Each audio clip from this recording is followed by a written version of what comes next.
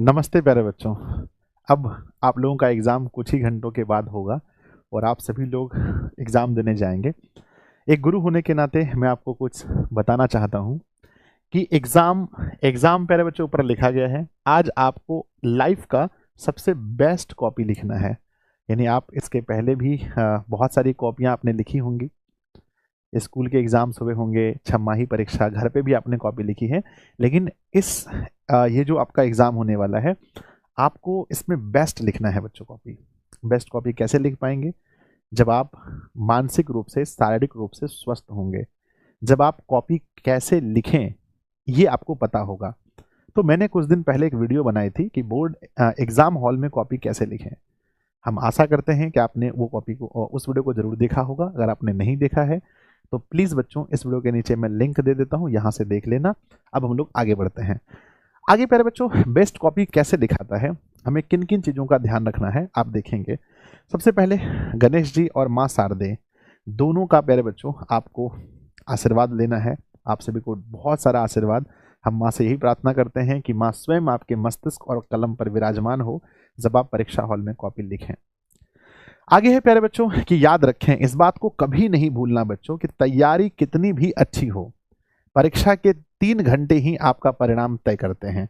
तैयारी अच्छी भी हो, खराब भी हो, इस लाइन को आप अपने दिमाग में बार बार बोलना है कि भाई तैयारी कितनी भी अच्छी हो या कितनी भी खराब हो, जो एग्जाम हॉल में आप 3 घंटे बिताएंगे वही परिणाम तय करेंगे, वही रिजल्ट तय करेंगे। ठीक है ना? तो याद रखना है कि बच्चों ये 3 घंटा जो आपका होने वाला है, ये इसमें आप बिल्कुल अपने आप को शांत रखेंगे और हर प्रश्न का जवाब अच्छे से देने की कोशिश करेंगे। कुछ पॉइंट मैं लिखा हूं जिस पर ध्यान रखेंगे। परीक्षा के रणनीति हॉल में बच्चों रात में अच्छी नींद लें, है ना। अधूरी नींद के कारण परीक्षा में आप सब कुछ भूल सकते हैं। तो प्यारे बच्चों जब भी आप इस वीडियो को देख रहे हैं, अगर आपका कल ही पेपर है तो आप आज आपको अच्छे से सोना है। अगर प्यारे बच्चों आपका अब पेपर होने वाला है, अब आप वीडियो देख रहे हैं, तो ये वाला पॉइंट आपके लिए नहीं है। अगले अगले पेपर में इसको फॉलो कीजिएगा। रात में अच्छी नींद लेनी चाहिए। 11 बजे के आसपास आपको रात में सो जाना चाहिए और 11 से 5 बच्चों यानी लगभग कम से कम 6 घंटे आपको सोना है। अगर आप 6 तक सो पाएँ तो कोई दिक्कत नहीं है। 7 घंटे आपकी नींद अगर पूरे होते हैं तो आप बहुत अच्छा फील करेंगे, पेपर में अच्छा लिखेंगे। परीक्षा में एडमिट कार्ड, परीक्षा में बच्चों याद रखना, अभी जब है ना आप लोग देख लीजिए, एडमिट कार्ड, पेन, पेंसिल, पानी के बोतल आदि लेकर आपको जाना है। तो ये सब चीज़ पहले से ही एक जगह रख लीजिए जो लेकर आपको जाना है। नेक्स्ट बच्चों, एक एक्स्ट्रा पेन लेकर जरूर जाएं। मैं कहता हूं एक नहीं भाई, 2-3 एक्स्ट्रा पेन जरूर रख लीजिए जिस पेन से आप लिखने वाले हो। नेक्स्ट, प्रश्न पत्र के दिशा निर्देश पर ध्यान से पढ़ें। कई बार क्या होता है कि जैसे क्वेश्चन मिला हम सॉल्व करने भिड़ जाते हैं, हम प्रश्न पत्र में दिशा निर्देश नहीं पढ़ते, कितना क्वेश्चन बनाना है, कितना समय क्वेश्चन पढ़ने के लिए मिला है किस खंड में कितने क्वेश्चंस बनाने हैं, ये सब बहुत जरूरी है।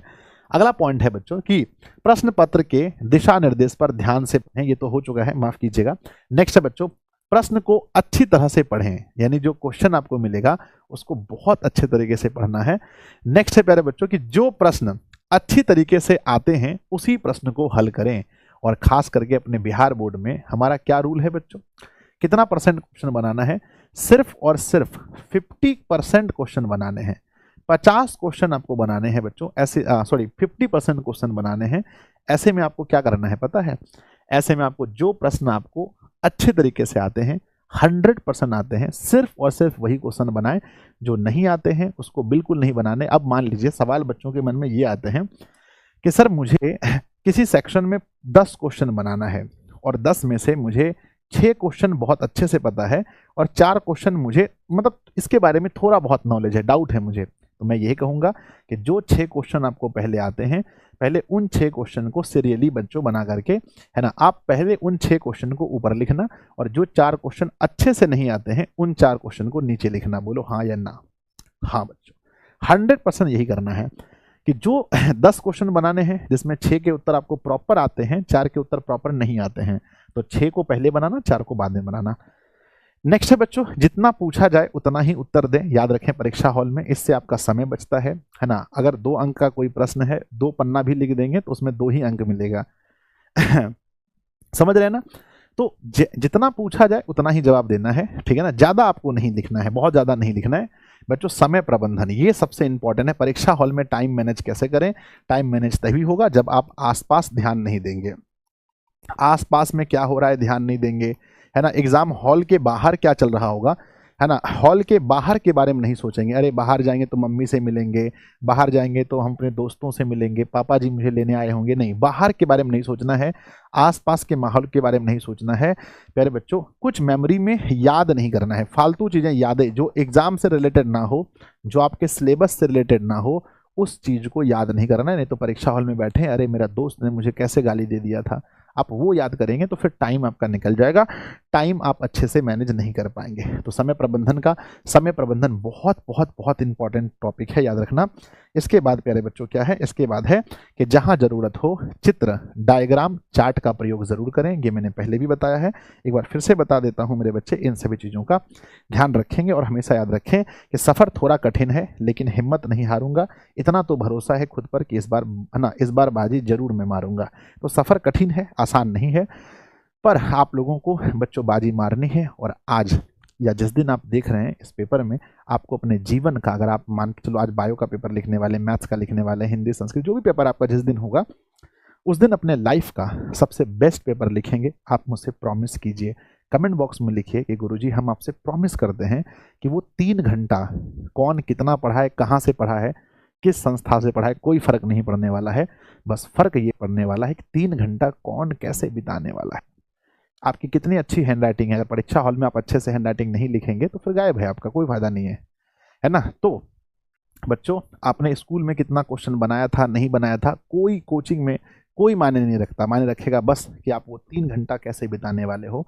तो प्रॉमिस कीजिए कि संजय सर मैं आपसे प्रॉमिस करता हूँ या करती हूँ कि मैं इस 3 घंटे अपने जीवन का सबसे बेस्ट देने वाला हूँ और सबसे बेस्ट कॉपी लिखेंगे और परीक्षा हॉल में पूरा प्रश्न बना के आना है। ऑब्जेक्टिव तो बनाना ही है। सब्जेक्टिव में 10 पूछा है, अगर आपको 10 नहीं भी आता है, 5 ही आता है, तो 5 को पहले बनाएंगे और जो 5 क्वेश्चन और मिला जुला करके लिख देना है। लॉन्ग में भी मिला जुला के, छोड़ना किसी को नहीं, चाहे मैथ का ही पेपर क्यों ना हो, छोड़ना नहीं है। बिहार बोर्ड में स्टेप बाय स्टेप मार्किंग मिलता है, आधा क्वेश्चन बनाने के भी आधे मार्क्स मिलते हैं, इसलिए जितना आता है आपको लिख के आना है, पूरा सॉल्व करके आना है। तो प्यारे बच्चों, और कॉन्फिडेंस में रहिए। हाउ इज द जोश? तो बच्चों हाई जोश होना चाहिए आपके अंदर, ठीक है ना। Wish you all the very best, परीक्षा की ढेर सारी शुभकामनाएं। आपका गुरु आपको दोनों हाथों से आशीर्वाद देता है। जाइए परीक्षा अच्छे से दीजिए, माता पिता का आशीर्वाद लेके जाइएगा, कमेंट जरूर कीजिएगा। जय हिंद बच्चों।